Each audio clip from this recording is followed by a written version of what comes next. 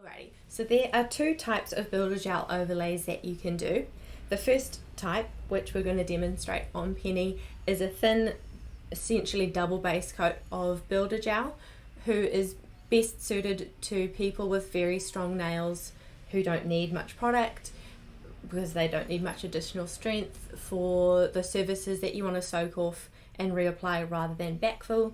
You only need a minimal amount of product in order to make this soak off efficient, or for your nail biters who just simply do not have enough nail plate for a substantial overlay, which we are going to demonstrate on Kelly. A substantial overlay which is going to give you a much more structured manicure, which is suited to longer natural nails and is best suited to being backfilled.